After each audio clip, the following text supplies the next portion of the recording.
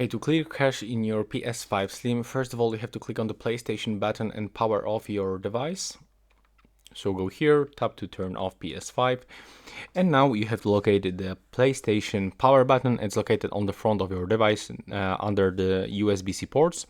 And there's one thing that you have to remember. Normally when you didn't turn off the beep sounds, you will hear 2 beeps after holding your power button for like 5 seconds.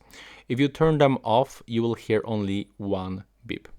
So what I mean, click and hold on the power button and release it after 2 beeps or 1 beep. It depends on the settings that you change.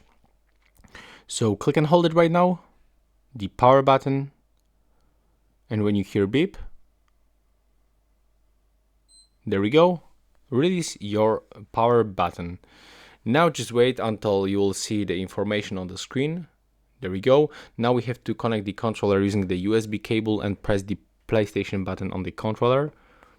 So plug the USB-C cable right here, and then second end of the cable to your PlayStation. Click on the PlayStation button, and from here you have to navigate with your arrows. Select clear cache and rebuild database. Click X on your controller and tap to clear system software cache. And then click OK to confirm, and now your device will restart.